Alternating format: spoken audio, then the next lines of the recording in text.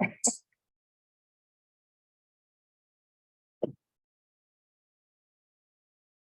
I'm going to call to order Council meeting 1571 for Tuesday, November 29th. I'd like to acknowledge that in honor of the Tsleil-Waututh, the village of Pemberton is meeting within the unceded territory of the Tsleil-Waututh Nation. For those members of the public in attendance, please note that this meeting is a live webinar and is being recorded. The recording of the meeting will be available on the village's website following the meeting. Any changes to the agenda? Seeing none, motion to approve this presented. Second by Councillor Helmer. Any discussion? Opposed? Motion carries. Rise of report with none. Adoption of minutes.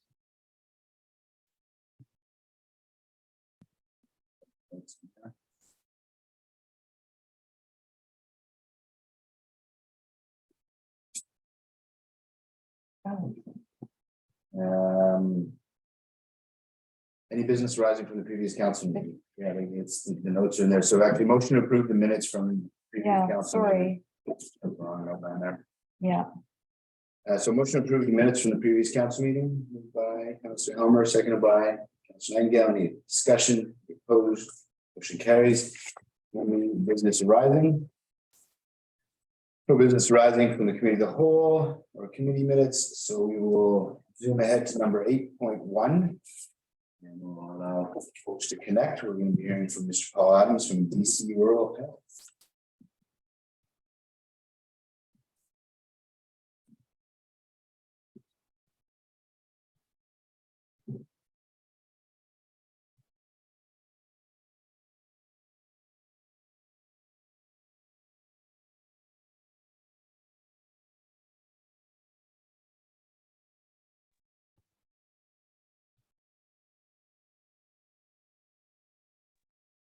Good morning, Your Worship and members of council. Good morning, sir. I didn't see you pop up there. Thank you for joining us this morning, both of you. Good morning. Well, thank you for having us. We have a short presentation and just a 5-minute PowerPoint, and I'll share my screen to provide that, and then we'll just open up for any questions that you may have.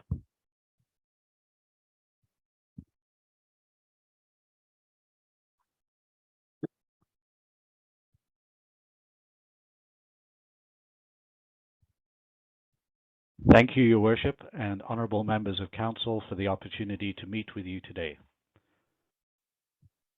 And sorry, do you have video and audio now? You're up and running. Go ahead. I am presenting today from the Upper Similkameen and the traditional territory of the Silks First Nation, home to the Upper Similkameen Indian Band, and just outside the community of Princeton, BC.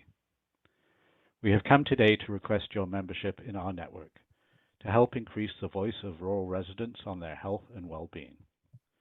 We are in a healthcare crisis, and increasing our voice is critical to ensure rural health equity is realized and stabilized throughout our province. The impacts of not addressing rural healthcare affects everyone.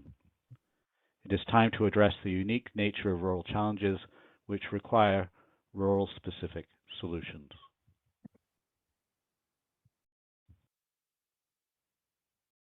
We are a collective of individuals, rural health advocacy groups, rural volunteers, rural healthcare providers, rural research groups, and nonprofits who provide rural programming and support. The group originally formed as a collective of local advocacy groups who championed rural health during the centralization of services. We have grown, and we are growing rapidly. Our purpose is to share successful strategies in an effort to address rural healthcare concerns. We advocate for policy changes that provide all rural residents with attachment to a healthcare practitioner. We identify areas of research aimed at improving access to healthcare in rural communities and provide fertile ground for research to take place. We inform the Ministry of Health in regards to rural healthcare concerns and recommend solutions to the improvement of services to rural BC residents. We work in partnership with other provincial organizations to influence policy change that improve access to healthcare services. We recognize the healthcare concerns of Indigenous communities and include their issues and concerns as part of our work. and we improve access to mental health services and addiction support services. We promote patient-centered community-based primary healthcare reform.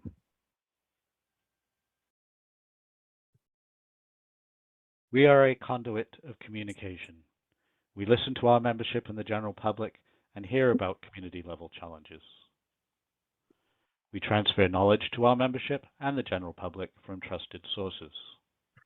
We also transfer knowledge from the membership and the general public to governments.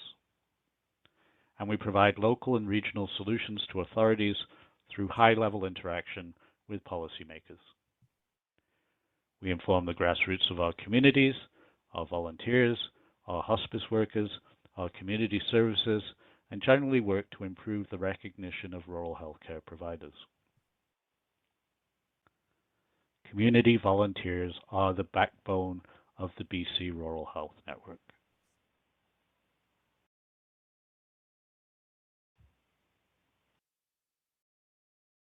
We advocate for equity in health outcomes for all British Columbians, for the ability to live in place in rural BC, for a robust public healthcare system, for science-based management and solutions, and for community-centric care and community-based health management teams. We are apolitical, we are solutions-based, and we are a registered charity. We are here today to ask for you to join us. Your community voice is needed and wanted by our network.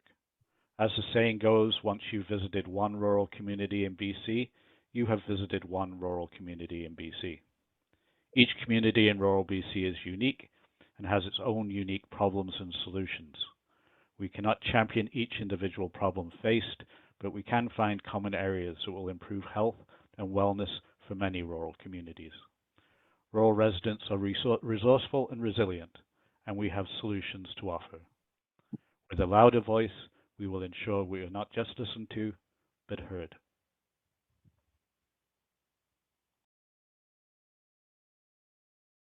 So with that, I would like to thank you all for your time, and if you have any questions, we are happy to answer them. Thanks very much. Questions from council? But what would that look like? What would that advocacy look like for a town like Pemberton, Paul? And we're, as you know, part of the Vancouver Coastal Health Authority, so we're, you know, in the same authority as urban communities and that. So what would that look like for Pemberton? Again, we're not championing individual causes for Pemberton. We're championing overarching issues which impact all rural British Columbians. So we look at issues that relate to everybody throughout the province. We have various means of advocacy. We work directly with health authorities. We're working directly with a variety of ministries and ministers, and across the political aisle, we are apolitical, nonpartisan, and solutions-based. So currently, we're in our implementation committee that is being led by Dr. Jude Cornelson, who is the lead researcher out of the Rural Research Center at UBC, and that has attracted broad support and representation from both members and public. And we're using that as a sounding board for bringing evidence-based solutions into policy and practice, and then utilizing media and utilizing our political meetings in order to expedite and push those items forward. So one of our initial policy positions out of that committee has been to create better community involved management of healthcare. More than happy to send you the position paper on that. The next piece that we're addressing, and actually our next meeting is on Thursday, but we're wanting to move quite assertively with getting out-of-pocket expenses looked at again from the government for rural residents in order to gain access to care. And Pemberton, like any other community, has got centralized specialist services, and the inequity of the cost of receiving care is challenging, especially for the most vulnerable members in our communities. in order to reach that care. So we're looking to create equity across the across the rural residents for getting access and having equity in outcomes, championing support services to ensure that rural residents can continue to live in place and to have their homes remain where they are currently located and where they want to be located. Any questions? Thanks for the presentation. My name's Jenny. I'm just curious, I think what you're asking for is just community support in terms of supporting the concept of rural access to care. So we're looking to represent Pemberton's residents population and add that number to the direct number of people that we're representing provincially. Colin Moss, who's joining me on the call here, is a councillor over in New Denver and was one of the main individuals to start the push to get additional municipal membership because he saw the need within his community. So we've been out, as I say, doing the Zoom tour of BC, and it's really only just started over the last couple of months that we've ramped that up. And since then, we now have 18 additional municipal members and represented all over British Columbia and their populations attached to our voice. So we're wanting to make our voice more significant, and again, we view that our positions are all non-controversial and don't create issues for local government in what we represent. So we feel that we do represent the interests of all rural residents on their health care, just because there's a benefit to all rural residents on their health care. So adding your voice, Jen, is going to be an asset to making sure that we are heard at our political engagements. Yeah, no, it certainly makes sense. I think rural access to care is obviously a huge challenge, and Pemberton has its own unique challenges in that. I would be very interested in reading the position paper that you mentioned earlier. I'm more than happy to send that. I'll send it over, and I can also send you the terms of reference for our implementation committee, which you would be welcome to join and get engaged with as well. So, Colin can speak a little bit to economic impacts and the desire that Colin has to form a municipal committee as we grow in our municipal membership. But just to give you an idea, we now have Burns Lake, Castlegar, Dawson Creek, Enderby, Fort St. James, Golden, Cathlo and Area D, Nakusp, New Denver, Oliver, Radium Hot Springs, Sicamous, Silverton, Spokane, Sun Peaks Municipality, Terrace, and Tofino. And yesterday we were presenting to Summerland, and strong indications there. We've got a series of municipalities who referred to staff that we will likely see join our membership ranks as well. So we'd love to include Pemberton, but I'll let Colin speak to some of his concerns and benefits of joining the BC Rural Health Network. Yeah, good morning, Mayor and Council. I'll give you a brief history of my involvement with BC Rural Health Network. About 6 years ago, the village of New Denver, our ER department was faced with closure. We were in the midst of physician recruitment. The fire chief at the time and myself, I was the chair of our Chamber of Commerce Health Committee. The fire chief and I rallied our community to successfully reinstate our ER and attract physicians. And along the way, the fire chief and I thought it was obvious that we would have a much stronger voice as elected representatives. So the fire chief ran for mayor, I ran for councillor. We're both elected. We've just been re-elected to our second terms. And during our fight, we thought, wouldn't it be great if we could have a BC-wide organization of communities and health-related groups, so we didn't have to fight on our own. And that was our plan, to form BC-wide organization. In the meantime, the Princeton Save Our Health Committee or a health center had started the BC Rural Health Network with the same goals in mind that we were thinking. So early on in the formation of the BC Rural Health Network, the Slocan Health Committee joined, which is basically the villages of New Denver, Silverton, Slocan, Chamber of Commerce. So since then, now I'm the vice president of the BC Rural Health Network, its membership chair. Our New Denver mayor is on the board. He's the chair of our Emergency Operations Committee. I was recently served a 4-year term as the village director on our regional district.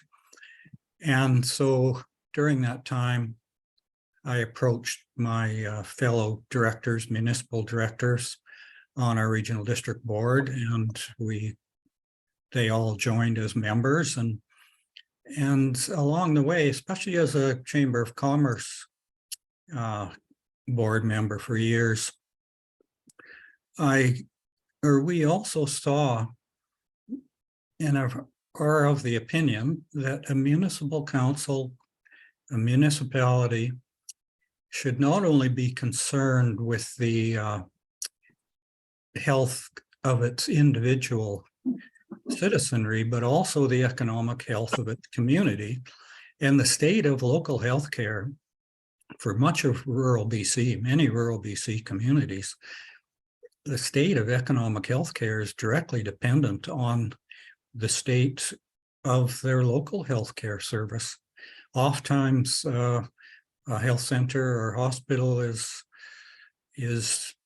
the cornerstone to survivability, sustainability, in some cases, hope for revitalization of rural communities. And the two go hand in hand. And so to me, it was a no-brainer to ask other municipalities to join us, because it's just common sense. The bigger voice we have, the more we're going to be listened to. Along our way, in our battle, we came up with solutions. We saw obvious solutions, and we heard from other municipalities. And that's what Paul says. We're a solutions-based organization. And some of those solutions just weren't being implemented by the health ministry. And it's our hope that we can form a municipal committee of the BC Rural Health Network, where municipalities bring solutions, suggestions, reasons why things aren't working in their communities healthcare wise, and reasons why they are. So we're ideally a two-way conduit. We bring solutions to government, and we also communicate government solutions to our members. And obviously, I'm pretty passionate about this, and I don't want to take up much of your time, much more of your time, but we'd certainly welcome you joining us. That's better be where I stop. Thank you. Yeah, Paul, it's Ted here. I'm just wondering, that's a two-part question. Are you recognized by the provincial government more or less as a lobby group for rural communities? And the second part is, how are you funded? So we're underfunded. We're working very hard right now to get direct core funding from government. And again, the organization has grown relatively organically from its conception to the time that I joined about a little over a year ago. And we really put a focused effort in on growing the organization, both in our presence on the political stage, but also just from the resources and the presentation that we provide to the general public. So our new website has a lot of resources there for public consumption. I don't think we're a lobby organization. We are a charity. We're a communication tool. We're an education tool. Really, that conduit of communication is what we're what we strive to achieve. We are an advocacy organization in that we advocate to the mandate of our group. But we look at it from again, we're bringing solutions to the table. We're bringing information from the government to the resident and providing a service. Are we being recognized? We're definitely being recognized. So we 2 weeks ago we were meeting with Minister Cullen, Minister of Municipal Affairs. Very high representation of bureaucracy on that call from his deputy ministers, several assistant deputy ministers, plus representation from the Ministry of Health. Prior to that, we met with Minister Conroy, who is Minister of Forest, but also has the rural development portfolio, and Rolly Russell, who's the Parliamentary Secretary for Rural Development. We have Leanne Heppel, who is the Chief Ambulance Officer for the province, comes to our board meeting on a quarterly basis. We have heads of health authorities meet with us on a routine basis. We've met with Minister Malcolmson, Minister of Mental Health and Addiction Services. So we're being recognized. We're being invited to federal tables on policy, and our implementation committee really is getting a lot of attention and bringing these policy positions forward, which are backed by evidence-based research. And again, you know, we're not coming up to the table and saying, well, we want this and we want that. We're saying this is the problem and here's a solution, and it makes common sense, and it's coming from a rural perspective, and emphasizing that we're not you know, small urban communities, we're rural communities, and the challenges are very different, especially in regards to transportation and just basic service provision. So those are the things we champion. Our ask is very small. We're asking, you know, you to join us as a member. The cost of that is going to be $50 to your community. So the financial impact is insignificant, but your voice is very significant. So that's why we're here. Well, Paul, I believe another question was on our funding. Oh, yeah. How So are we funded? sorry. So I just skipped because it's again we have $24,000 a year, which is provided to the organization through the rural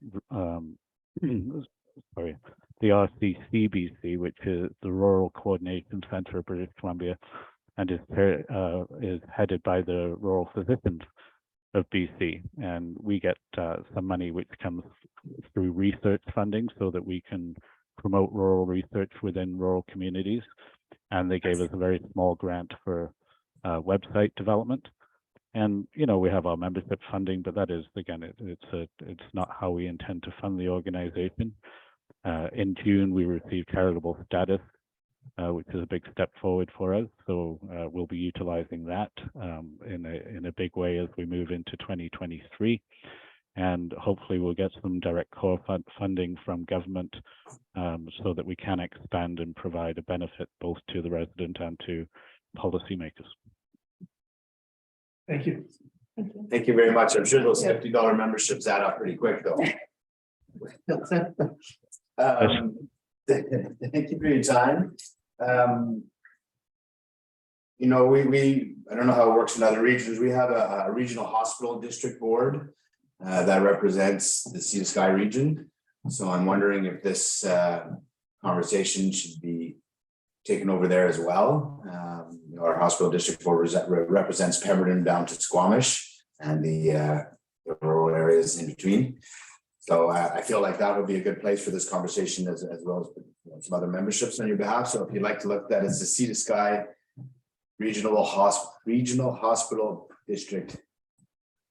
SSHRD. Did I get that right? Sea to Sky Regional Hospital District Board. Could I just interject for a moment here? I as being a director on our regional district, I was on the West Kootenay Boundary Regional Hospital District Board, which is very similar to what you're talking about. And most of the issues concerning regional district hospital boards are capital cost issues, or at least they are in our hospital. Whereas a lot of times we're more concerned with operational issues. But it's not a bad idea though, because we're not only reaching out to municipalities, but we're going to be presenting to regional districts as well. And whether we'd be effective speaking to regional district hospital boards, I'm not sure. Because like I say, it's mostly concerned with capital costs, but it's certainly worth thinking about. But I'll leave that up to you. Again, it represents also the municipalities of Squamish and Whistler, our healthcare hub, I guess you would say, is the hospital in Squamish. We have our own clinics in each of our towns, but the hub is the hospital in Squamish, and we've been trying to build its capacity so to better serve the region, so we don't have to go down to Vancouver as much for healthcare. But I'll leave that in your hands, and then if you are interested, that's run through the SLRD, the Squamish Lillooet Regional District, and you guys can make that decision. We will reach out, and we will reach out to the regional district directly and see if we can make a presentation to the board and bring the entire district in, as well as the hospital board. Councilor Homer? I'm happy to make a motion to support it. To the membership. Yeah. So motion to have Pemberton join as a member, moved by Councilor Homer, seconded by Councilor Craddock. Any discussion? That finance should we afford the $50? Everybody up in their pockets on the table. Any further discussion? I buy seed potatoes from Helmer's Farm, so you should have the $50. I didn't know that. I would have declared a conflict. I didn't mention it because I didn't want any conflict, but I do appreciate the potatoes.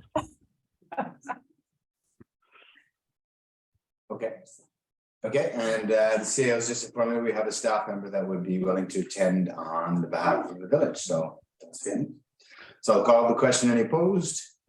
Motion carries. Thank you to both of you for being here and for doing that work on our behalfs. Thank you, Worship. Thank you, honourable members of council, and welcome to the BC Rural Health Network. Thank you. Thank you very much. Thank you very much. Welcome aboard. I will send the information on the implementation committee after I hang up. Can we pay that on a monthly basis? Do we have to pay that in one lump sum there? We'll talk. Well, we'll waive the fee if it's going to be a big hurdle for you guys. Pardon me, You can just pay us in potatoes. That's the collateral here. If you could just send that to staff, that would be appreciated. We have a member of staff who's willing to attend this. Mayor Richmond has said, so thank you. So if you send the information to myself or Renee, we'll get it distributed to everybody. Great. And if you want to join the implementation committee meeting on Thursday, let me know. It's going to be at 11:30 till 1 p.m. And if you are keen to get involved right away, I will send you an invite to that. Awesome. Thanks again, you guys. Have a great day. Thank you. You too. Thank you. Appreciate it. Bye now.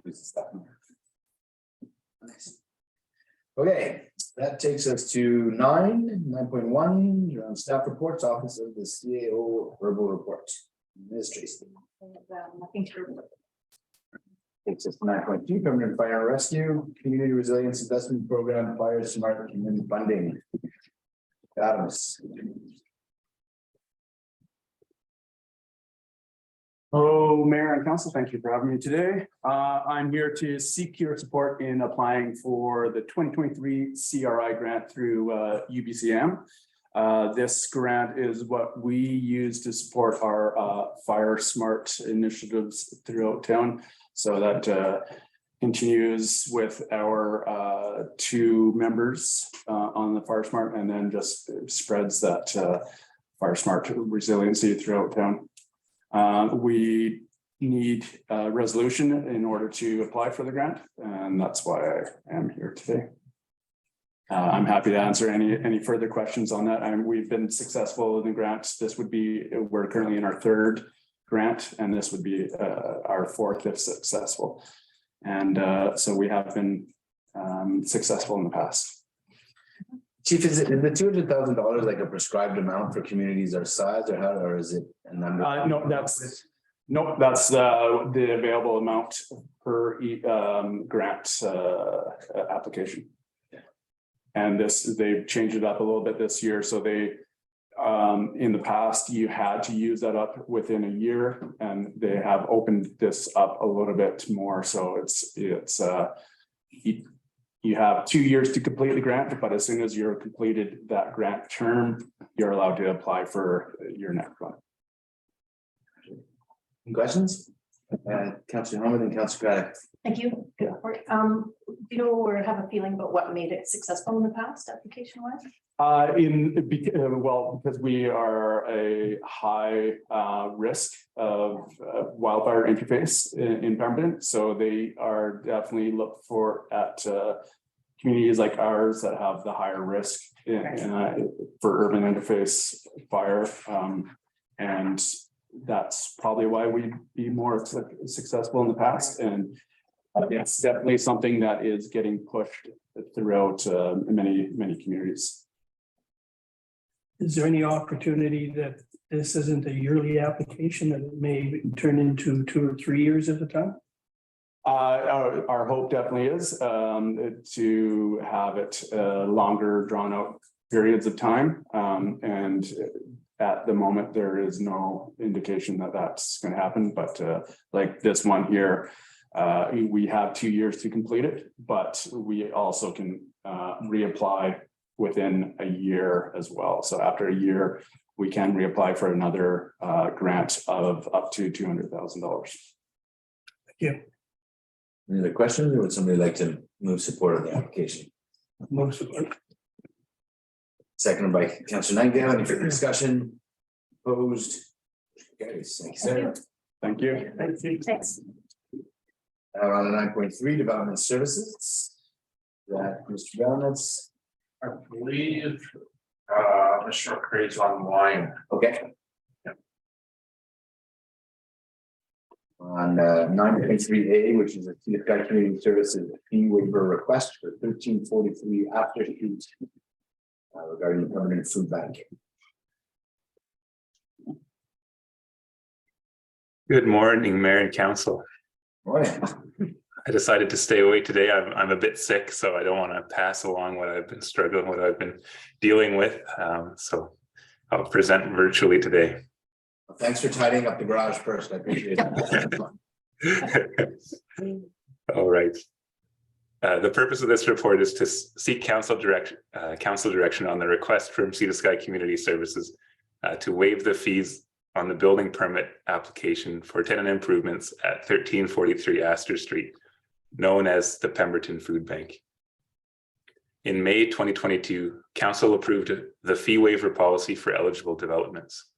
The policy gives Council the ability to support and incentivize developments within the community that further Council's strategic objectives or strategic priorities and overall objectives. The policy was developed primarily to support the development of affordable housing, but was intentionally broadened to allow for any project by a nonprofit to potentially qualify for Council's consideration. The policy outlines the eligibility criteria for projects, as well as the procedure to follow when receiving an application. The policy allows Council at their sole discretion to waive any amount of fees payable up to and including 100%. Importantly, the policy specifies that direct costs to the village, such as consultant or contractor fees, will not be eligible for waiver and will still be recovered from the applicant. Thus, all fees waived can be considered as foregone revenue. So as a small side note, I use the general term waiver to encompass both waiving fees yet to be paid, as well as refunding fees that have already been paid. So a small clarification there.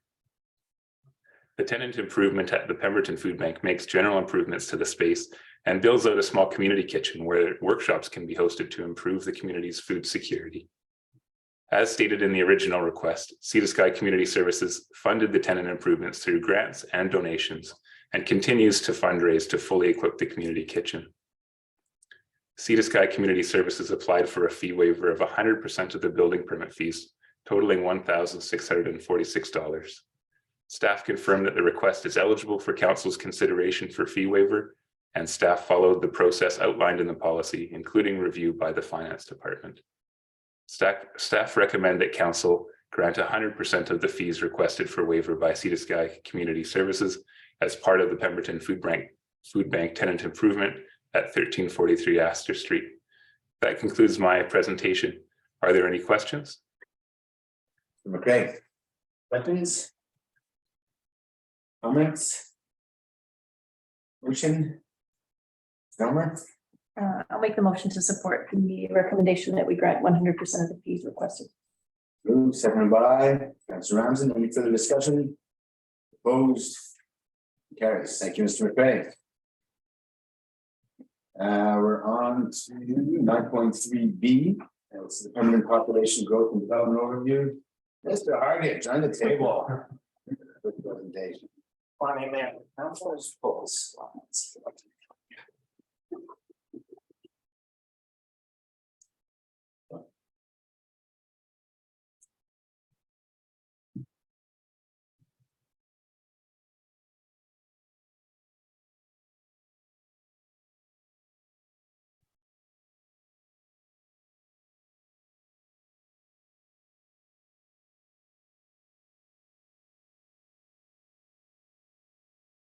All right, so we have today just like an overview of the population growth and development overgrowth in Pemberton and Sea to Sky. It's all for insightful purposes for information. It goes over like all the data from Census Canada as well as development services data we've collected through like DPs, DVPs, etc. By the end of it, I hope you guys learned something, and I hope you have a great understanding of like the demographic and housing situation in Pemberton, and as well as the Sea to Sky. Starting off with the population count, Pemberton is approximately 3,400. Something to note here is that Mount Currie is separate from the SLRD Area C. This is for the purpose of like analyzing the data, as well as like in Census Canada, it's displayed separately. Moving on to population change. As we can see here, the population of Pemberton is growing quite fast relative to its size. However, like there's not as many people coming to Pemberton compared to the Sea to Sky. However, we're still growing very largely compared to the Sea to Sky as a whole. Something to note though is the SLRD Sea to Sky numbers, those include Pemberton in them. So if you look at the bottom, the last 5-year change from 2016 to 2021, that's 7,831. 833 of those are Pemberton. Okay. That's about it there. And yeah, like I said, like obviously if there's not as many people coming to Pemberton, but see like that's going to be like Sea to Sky. So there's like almost 8,000, but still like the trajectory is very, very outpacing the SLRD. So that's cool. Moving on to growth rate. Same concept here, as we can see, like the village of Pemberton is outpacing and outgrowing Whistler and SLRD again quite rapidly. You can see like the last 5 years, we've had a 32.4% growth compared to like a neighboring town of Whistler, which only had 19. And then again, the SLRD as a whole at 18.4. Yeah, okay, moving on. Demographic trend, something to take out of here, as we can see, Pemberton's age from 0 to 14 is quite high, and then from 65 years and over is quite low relative to neighboring towns and the SLRD Sea to Sky as a whole. Current dwellings by housing form. So this just breaks down the percentages of like every single type of dwelling in Village of Pemberton. So as we can see, the single family dwellings are 508, townhomes are 390, family suite 321, apartment 248, and the percentages of the total together. The total dwellings are approximately 1467. And if we take the average household size, which in the last 10 years is 2.5, and we times it by the total dwellings, it should give us approximately the total population. And it is within, if we do that, it takes us 1467 times the average total size is around 3,600, which is within 200 people within the Census Canada report. However, it's over a 10-year period, so there's fluctuation. Dwellings by tenanture, this is broken down to the types of, so like market housing would be a housing unit that is at the market value. Secondary dwellings also at the market value. So secondary suites we rented from a single family dwelling. And then purpose-built rental, which would be a rental only dwelling. So there's no like ownership of the dwelling. For example, Orion is only a rental only dwelling. And then non-market housing, for example, this would be the old, like the retirement home. And then, and then we can see the percentages of what each of those dwellings by temperature make up of the total, right? Moving on, current applications by form. This breaks down like the proposed dwelling count by housing form group by application type. So as we can see here, every application type has single family dwellings, secondary suite, townhomes, apartments, and duplexes in them. So for example, in the OCP and zoning, the single family dwelling count of 111, that is all benchlands. And then if we move on to the duplexes in OCP and zoning, that is also all benchlands. And then if the townhomes and apartments of that, a large portion that is benchlands. And then also 123 of those townhomes are redwoods and sanctuary. Then I move on to subdivision. All the subdivision applications are in Sunstone. Development permit applications, aspect, co-living, Harrow, Waylands. Something to note here that the Harrow Road is open. The application is open in OCP and zoning and development permit. So the Harrow Road of 63 units is in OCP and zoning and development permits. Moving on to building permits. This is single family secondary suites in Sunstone, Tayada, Eagle Drive, etc., as well as the duplexes. For example, the duplex would be Elevate. Yes, and then moving on. So for reference, this is the housing sub-area map. This area is broken down into three main parts, but also four. So the downtown cluster, which consists of the Glen, so like high school, Village of Pemberton, all the way up into like proposed benchlands area, like Aspect, etc. The hillside cluster is going down to like Pinewood Drive, Pemberton Farm Road East, Sunstone, Elevate, 7 o'clock Drive, etc. And then the industrial park, yeah.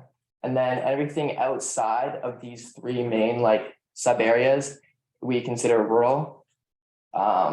So for example, yeah, like if there was Collins Road, that would be considered rural as it's outside of all three major sub area map areas plans. And then moving on to applications formed by sub area or like proposed dwelling unit count per application type.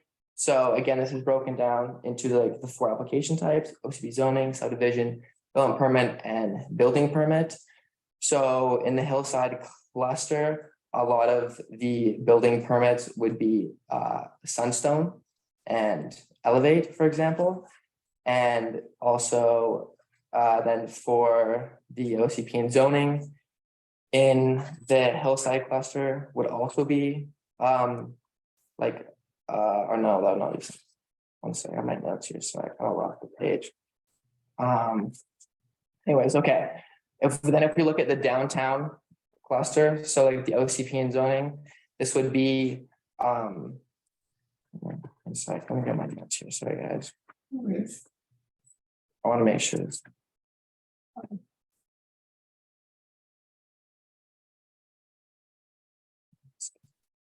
Sorry about this.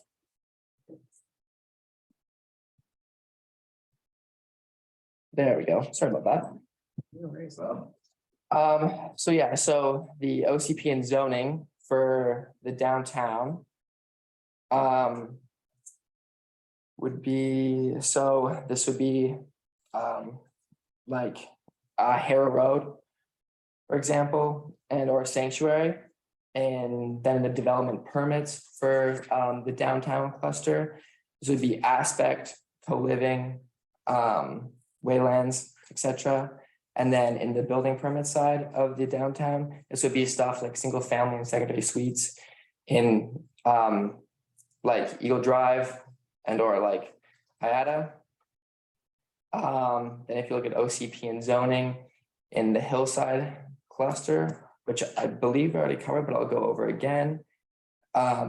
This would be, like I said, I cannot remember, I'm kind of trying to blank here, sorry guys.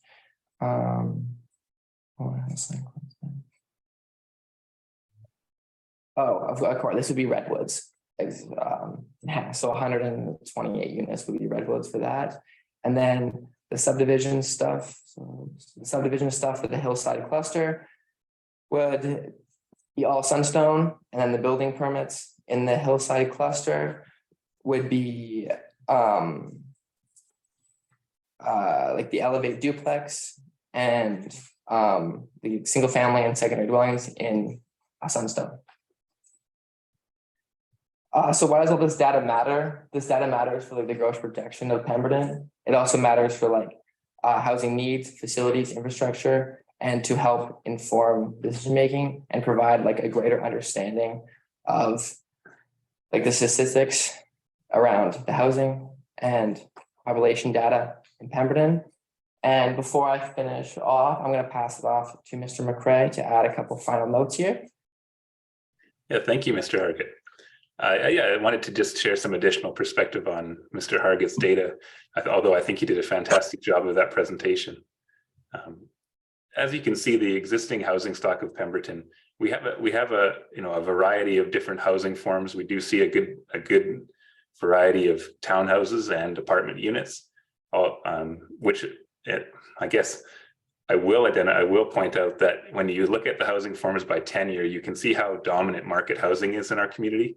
And that is something that I think you'll see in the OCP and the housing needs assessment, that we do need to make more of an effort on developing more purpose-built rental and non-market housing. So as Avery correctly mentioned, this data is going to be instrumental in helping us develop our housing needs assessment, which, if you are following the emerging provincial legislation, you'll know is going to become more and more important in the eyes of the provincial government in terms of making sure that local governments meet their housing targets. And then, of course, all this data is going to roll into our OCP update as well and help us create a better informed OCP. When I look at the development permit application numbers, I think it's important to note that those numbers indicate a very strong interest in investing in our community. It's such a positive indicator that our community is an attractive place to invest. Housing investment is a prerequisite for, all sorts of more sophisticated types of investment, like businesses deciding to relocate. So I think it's a necessity to attract highly competitive firms and talented workers to our region. Also worth noting, an abundance of development applications is a good position to be in. The opposite, a lack of development applications, is a much harder position to be in.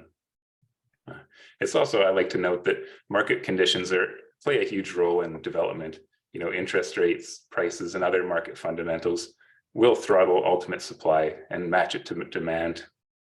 This is a process that unfolds over many years. Staff understand that some of these larger developments that Mr. Hargett has mentioned will take decades to be built out. And ultimately, unviable projects will be culled by the market. They will not be financed, and developers go bankrupt all the time. Lastly, staff have extraordinarily little control over who applies for what. Any landowner can apply for almost any development application type for any project they fancy. For example, someone could approach staff with a 10-story high-rise for downtown, and staff must follow procedures and begin processing it. So with that, thank you, Mr. Hargett. I believe that concludes your presentation. So we may take any questions. Awesome, thanks. Great job, Avery. Yeah, thanks very much. I'm just curious with your housing projections. Did you take into account the Little Nations land up in Mackenzie? Like the Mackenzie Basin area. Mhm. It would be like that area. Yeah, they were giving some land through the 2010 Olympic Committee, so as you go up the Forestry Road on the left-hand side. Yeah, we didn't like that area. Yeah, that would be part of like the SRD area C, correct? That's the head of the chicken. Yeah. The head of the chicken. On the map, On the map. a little, Oh, maybe Mr. Brown might be able to provide some. Like we didn't actually calculate, we didn't present any like growth projections with any numbers. As we felt like it wasn't necessary at this time. But I'm sure like when that's something, if we do present to like council like growth projections, that's something that would be taken into account for, yes.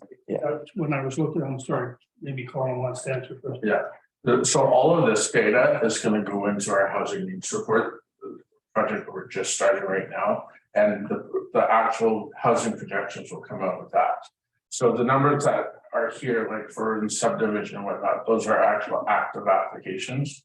So the lands that you're speaking to aren't an active application right now, so that they're not included. But yeah, for the outlying regions like that, areas like that, it really depends on zoning, what zone it is right now. If it's gonna go up in zoning and allow residential development, is going to change as well. You could go around in circles for a long time trying to figure that out. But, yeah, so this is really a snapshot of what's going on right now. Projects to come will give us some projections for going forward. Thank you. Councilor Nightingale and Councilor Rasmussen. I just wanted to say thank you for this because it really clarified a lot of things for me and it was really well presented and especially looking at what's happening with new provincial government, it was really helpful for me to be able to see your data the way it was laid out and project ahead what might be what we might have to do differently. Great. Thank you. I'm glad. Echo what Councillor Nightingale said, but I did have a few questions. So it's just the dwelling calculation you had. So it's the average household size times the number of dwelling units that we have. And I was just wondering what the significance of is, because if I remember correctly, you said the number worked out to be roughly 3,400. Yes, yeah. And we have this roughly what our population is. So I guess what is the significance of that number? Yeah, so like over the last 10 years, the average household size here in Pembina has been 2.5. Yeah. And we just want to show that like the dwelling units that we have available for people to live in times average household size was close, like we're like approximately around the number that census gave us, which was 3,400. So I just wanted to show the correlation between the census data and the numbers that we had from our side, if that answers your question. Yeah, so I just want to show the relationship between census and then our data. Yeah. Okay. If that answers your question. Yes. Perfect.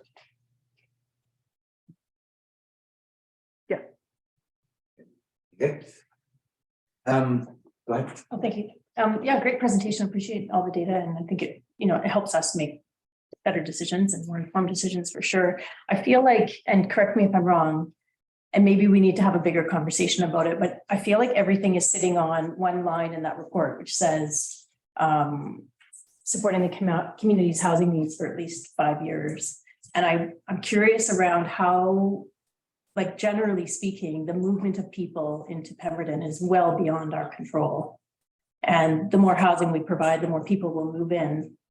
So if we turn that around a little bit, we are actually very much in control of, how much we want to grow and where do we want to go and how do we match that to our infrastructure. So I would like us to just have a bigger, probably longer term conversation. It's certainly not today, but to just turn it around a little bit to say, we don't have control when we just accept it. We do have control when we map out our infrastructure. And as Scott said, we map out the value of development and how does that benefit the community? And, how does it all come together in one big puzzle piece? I worry a little bit if we just wait to say, well, we'll see what growth comes. And then, we'll try to build to that. We couldn't have predicted that we'd have 35% growth, I don't think, 5 years ago, right? So just so that we're not a community that's at the whim of growth, I feel, we have the opportunity to design it a little bit and to, you've articulated it beautifully, what's in the pipeline. And we would be able to translate that into a model of growth for Pemberton and identify what the benefits and the drawbacks would be of that. And that's where I would like us to put some time into, to just understand, I think that's- how do we do that? I think that's partly through the asset management to begin with, in terms of the infrastructure piece of it. And then the housing needs assessment that we're renewing right now, I think is the other big side of it. And that leads to the bigger discussion that you're suggesting.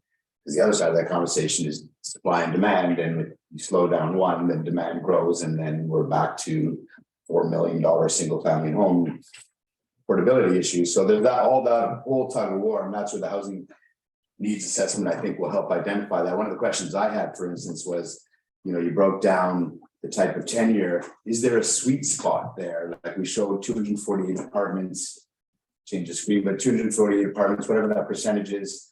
And I know it depends on communities, but like through the housing needs assessment, I'd like to know, is there a sweet spot for dedicated rentals versus townhomes versus single family homes, and what's a good combination in terms of making that diversity so that it's complete community.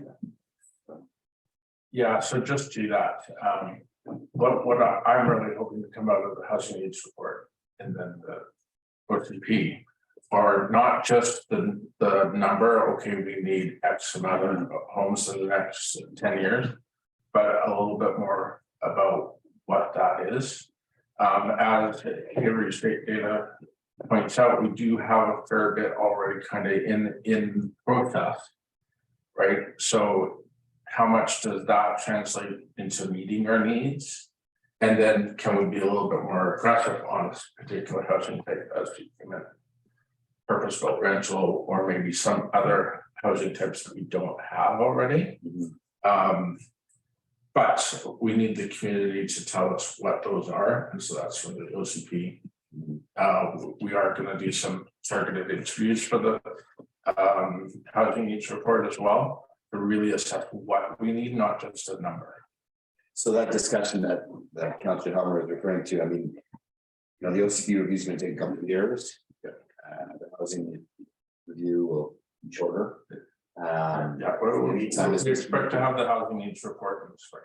Okay, and as Mr. McRae said, there's a certain amount of people developers come forward. They own a property. We can't say no because we want to slow them down. If they own the property and they tick all the boxes and they want to build something, we're not in a legal position to say we're going to have to slow you down a little bit here because we want to pace this out. I think a big part of the conversation too is benchlands and future development nodes. But what's been I got you, Mr. McRae. What's been zoned and purchased and is available for development, we are limited in terms of how we can pace that out.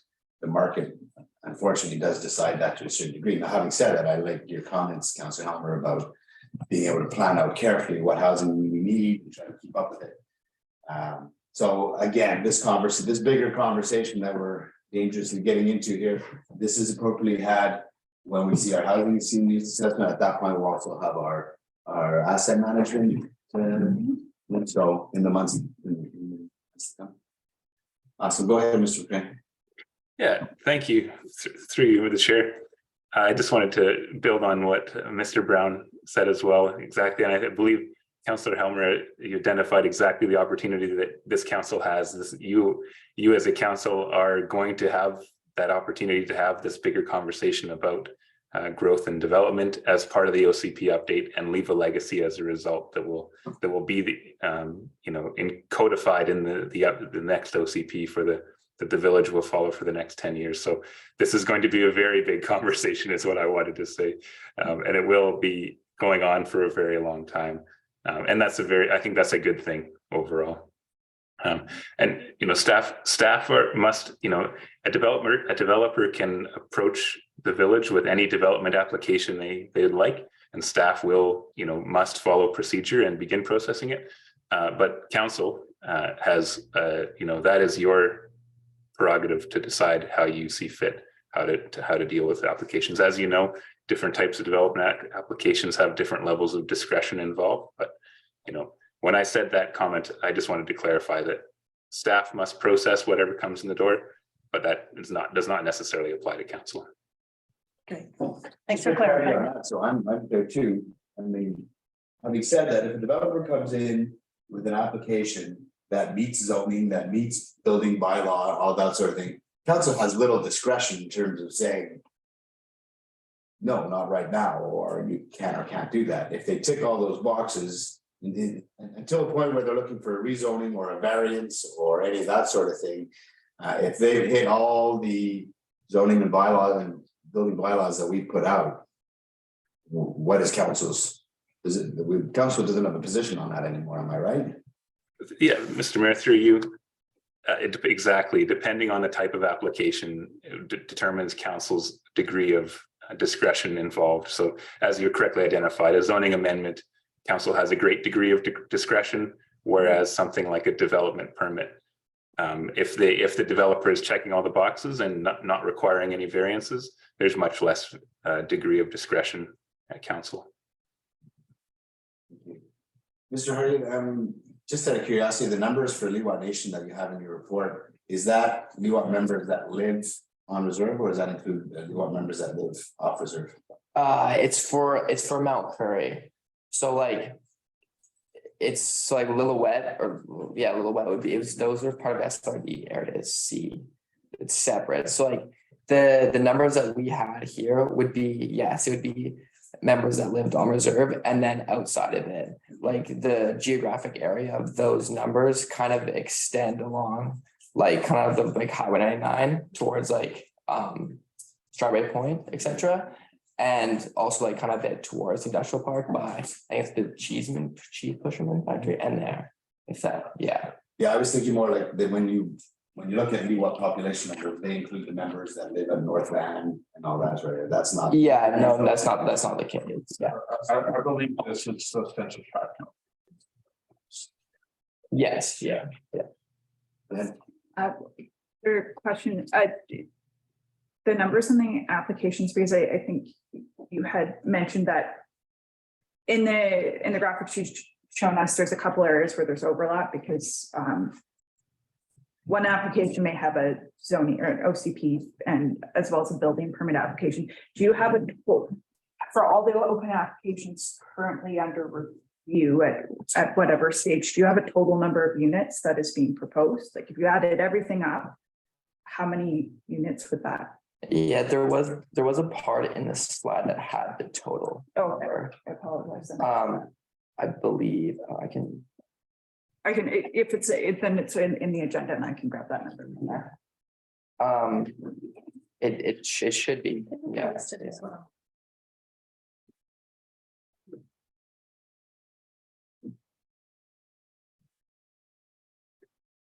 Mr. Mayor, if I may. Page Yeah, go ahead. 25. Okay. Go ahead, Scott. It's important to realize the different, like the way the data was presented today was that exactly if a particular project had both a zoning amendment and a development application, a development permit application, we counted those essentially twice. We went back and forth as to whether to count it only once or not, and ultimately decided it just made, it wasn't clear to us that there was one better way to do it or not. So for the purposes of this report, Mr. Hargett included those numbers in both categories. Each type of development permit or development application, a zoning amendment as compared to a development permit application, as much as my brain wants to logically order them and put them in this nice sequence that one must follow the other, it doesn't work that way. And so I have to control or correct myself and resist the urge to kind of classify them as that nice waterfall process. So I mentioned this, I don't believe we have that exact number of total sort of housing units in the pipeline. But I would caution that it would probably be misleading to look at it as one number like that. Essentially, so looking at one, like the number of total dwelling units within an OC, within the OCP/zoning amendment category, there's value in that, but I would caution to stretching that all the way through the whole process. Okay, Thank you. Any last questions? None, can I get a motion to receive the report, please? Got it, second by Councillor Helmer. Any opposed? Motion carries. Mr. Hargit, first report to council, you killed it. Great job. Good job. Thank you. Well done.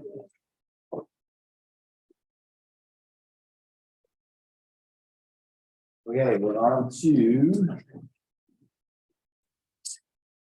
9.4 finance for the 2023 budget deliberation 5-year financial plan schedule. Let's go out. Thank you very much for having me.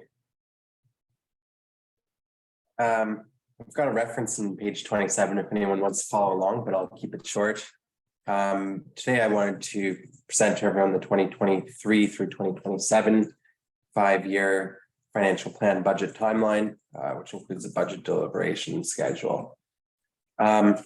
Every year we do this. Just wanted to highlight the dates and let everybody know that we've already kicked everything off. Staff's begun working on the budget process. We're working through a bottoms-up budget this year. And the first meeting with council will be held on January 31st. After that, we have a number of meetings, and I wanted to point out a couple of key points. We start out without presenting tax increases. We'll walk through all this again and provide a full schedule. We introduce those later on. We also importantly have a public engagement session. So it is really important in there that we are inviting the public to come forward and provide input either on March 14th or by emailing us. So we'll make sure that instruction is very clear. We'll communicate it through a number of channels. It'll be communicated through e-news, through the village website, Facebook. I'll probably show up in the Peak a couple times as well. And all this needs to be done before May 15th, 2023.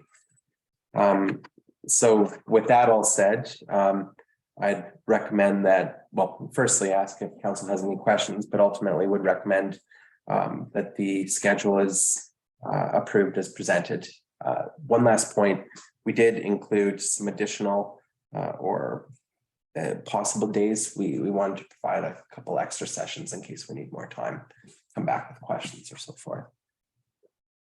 Awesome, thank you. Any questions? Got it.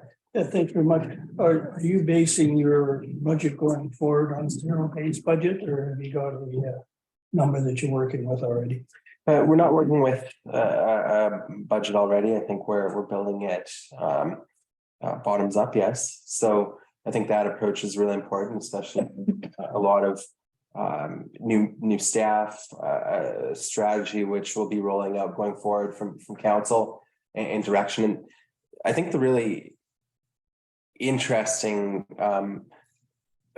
approach, and I think hopefully what you'll find will be very helpful, is that we're looking at service levels and what really drives the needs of the community. So that will be where your input is incredibly valuable. So every staff member is already kicked off with a sequence of priorities for their department that they oversee, and the service objectives will drive the budget. So there will be similarities. There are ongoing contracts, but those service objectives will really allow you as mayor and council to provide input and steer the direction of the budgets with that mechanism. That would be contrary to sticking to a number and starting there as a top-down approach would provide. And then that will come to us the January 31st meeting?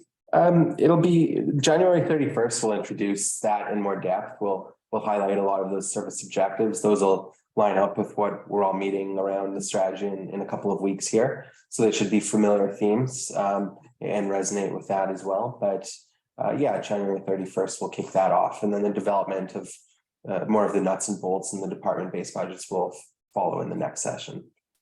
Super, thank you. Any questions? Motion to approve the schedule as presented. Councillor Hummer, seconded by Councillor Anthony for the discussion. Opposed?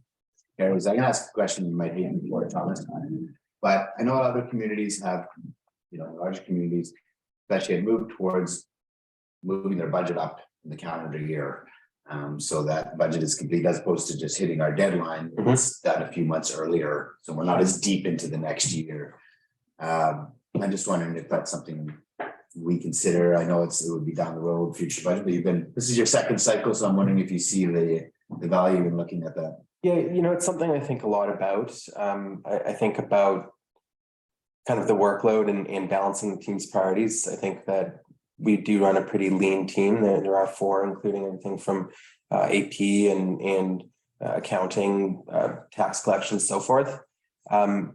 I did actually ask this question while at a conference with a number of my peers, similarly sized communities, CFOs, and it seemed to vary. My observation was it seemed to vary based on size of community and ultimately the staff. So a lot of teams developing these may have budgetary officers or contractors along with financial services departments, and they have the ability to manage a schedule with a little more flexibility based on resources. I would say that the workload largely driven by a lot of the project revenue, as you saw a couple of sessions ago, where we're pushing $11 million of revenue last year, where a lot of that is grant and project funded.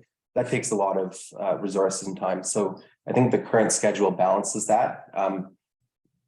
Compared with last year, if we move this up a little bit as well, obviously there's a lot of turnover, but yeah, that's always the goal. And I think the other really important thing to think about with that size of team is, while in the middle of this, we're also managing a complete year end along with an audit, which move in tandem. Lastly, with some of the BCS assessment data that comes out, non-market change, and really very significant factors for a community of this size in terms of the budgetary impact. There's a lot of sensitivity to where those land in terms of impact on tax increases and so forth. So given the revenue streams and workload, I would say this is what I view this year to be the most efficient overlay of balancing all those and achieving those while still allowing enough time in between sessions to turn around your feedback and input, translate those to any changes that need to happen in the budget. If I look at this compared to last year as well, I created more space to really be thorough in taking that input, translating it back into the changes needed. Considering that between sessions, there's also a week of preparation to get a staff report ready, which doesn't allow for the heavy lift of doing the evaluation, preparing spreadsheets, actually evaluating and managing the data. So I think that's something that I also think about, where a 4-week window is actually 3 weeks of work and a week of essentially sitting on our hands as compared and doing other stuff, as opposed to being able to use that to prepare a council report. So managing our team, I think that's still the most effective. Great answer. Makes sense to me. Thank you. Through the chair, I just want to recognize Thomas's reshaping of this process and this initial launch of this work, and just the importance of taking that 10,000 foot view and engaging all of the effective budget owners to increase awareness as to their budgets and to help to inform that strategic vision going forward that we will be working with alongside council's priorities. So I think this really dovetails well into positive change for the organization going forward. Thank you, Mrs. Scott. Thank you. Thank you. Have a great day. Thank you. Okay, bylaws, we have none, so we're on 11, the marriage report, a couple of items. Alec and I attended the Community Forums meeting. Still doing work there towards building terms around a full-time board. That's a lot of work that's going on there right now, so working through those details. Had a quick look at financials and received some upcoming harvest information. Our executive director, Ms. Blakely, is working on communications plan for all of that information for the public. So that will all be coming out, including potentially some open houses. So all that information is getting refined and organized and will be shared with the public very soon. We'll share with you when we know more about that engagement process. Back to the housing. I was on a mayor's call with Minister Cullen and Terry Collins, the Associate Deputy Minister for Housing, just about the recent housing announcement. I was tempted to ask Mr. McCray, but I also didn't want to take us down another rabbit hole. There's stuff in there I don't understand. I'm looking forward to staff having a bit of a look at what the announcement might mean to a community like ours. What I gathered through the call, a lot of it was very much strata based. Strata corporation laws, and I would say a little bit, probably more relevant to bigger communities from what I heard, but that's the feeling I had on the 2-hour call. Was a lot of the stuff applied a little bit more to the bigger towns. There was conversation about how to, how this fits for smaller communities, but I'm hopeful staff will have a look at that announcement and give us some more back. It's an interesting call. Squamish Lillooet Regional District, we had a meeting last Wednesday. It was a lot of stuff that we've just done. So the chair and vice chair were appointed. Nothing changed there. Councillor Ford is still the chair, and Director Birch from Pavilion Area A is the vice chair. We did our committee appointments, so all those sorts of housekeeping things that we've been working on here at our table. We did have an interesting delegation from Sea to Sky Community Services, and this is about some research and we'll call research work they're doing around mental health service delivery in the Sea to Sky. It's interesting that, I mean, they're trying to bring together, they recognize that there's a lot of different folks working in mental health out there, and so a little bit of it is to bring those resources together, streamline them, give people sort of they put it really simply, a one-stop shop, an ability to access mental health services in a centralized way, easy, accessible way, as well as to be able to show the needs in our mental health service delivery, and therefore be able to bring more services to the corridor, not just Pemberton. It's interesting. I brought up, I mean, I think this is your turn. You guys will remember there was something done about, I'm going to say 8 years ago. It was the, and I'll get the acronym wrong. It was the Collaborative for Mental Health for Youth and yes, but basically it was the Collaborative for Child and Youth Mental Health and Substance Abuse. Yeah. Right. Yeah. And it was sponsored by Doctors of BC. I think it was 2 years that they sponsored it. Yeah. And it was a great program to do exactly that, to bring this information together. Our local chapter created something called Plan Y, which they borrowed and reshaped from another community. And that was to provide Plan Y was an app for youth to access in a comfortable way for them any mental health services they want. And we here sort of ran that for a little while tried to keep it going through our rec department, not necessarily the best place for it ever, but we were trying to just keep the service going after the funding was it was only 2 years of funding, so it was gone. But it was interesting to me that when I brought this up to Sea to Sky Community, they hadn't heard of it. And I'm like, this is similar work and it's great work. And I was really pleased to hear what they were reporting on and presenting in what they're trying to accomplish with Sea to Sky Community Service. And she was all over it. She's like, oh, I'll follow that all up and check in with so-and-so. So some great work, but it's interesting having sat here for a couple of years now, you watch certain initiatives come around, and every now and again, I'll just say it's disheartening to see that we have to duplicate work again, or work gets lost or put on a shelf. Just, and when I say we, I'm talking about the broader we and the stuff we do as a community. But this is a great initiative through Sea to Sky Community Services, and they're going to do some really good work to it. So I look forward to seeing the result on that. There was $50,000 from Electoral Area D Community Works put towards a training yard for the Britannia Beach Fire Hall. Substantial investment there.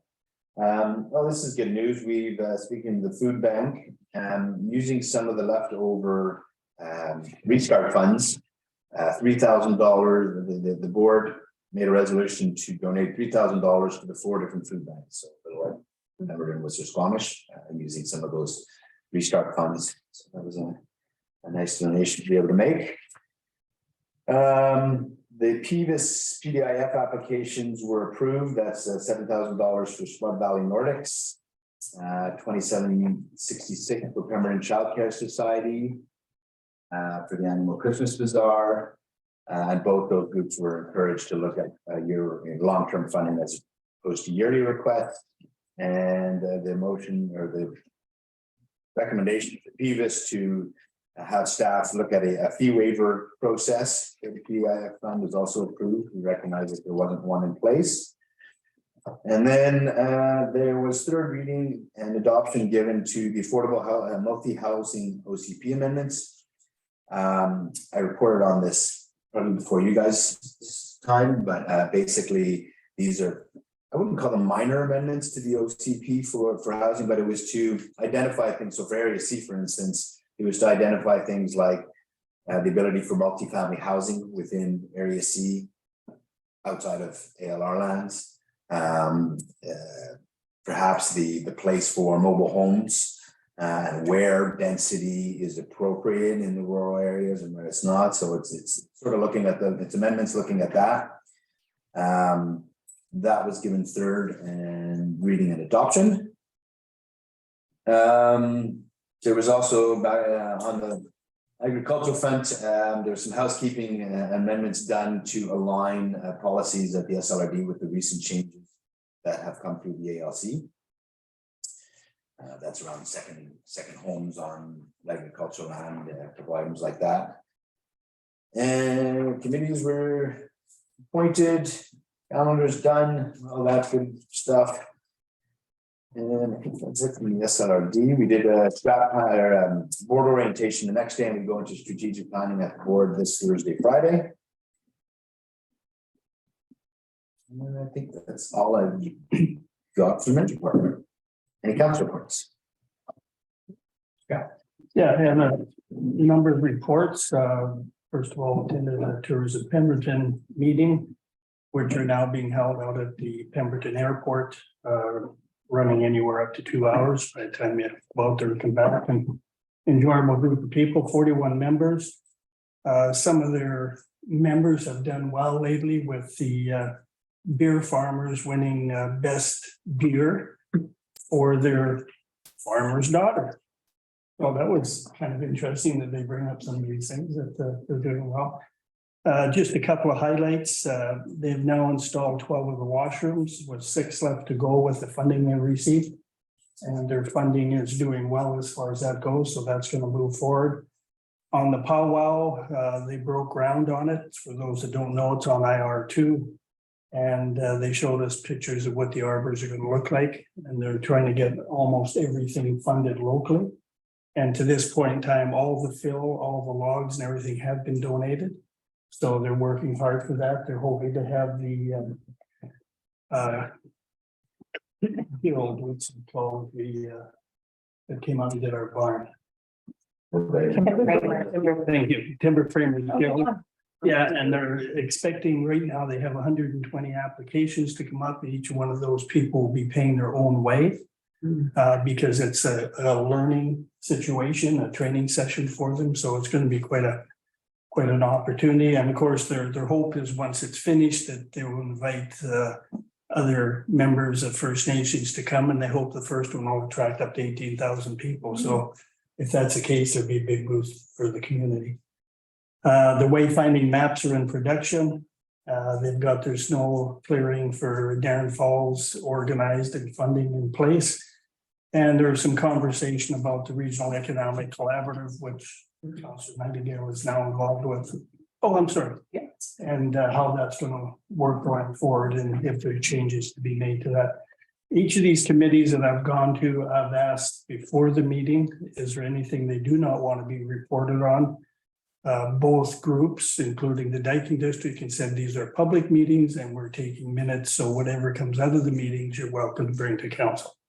Just so that we're all aware. And I talked to Mayor about that also, so that there wouldn't be any situation.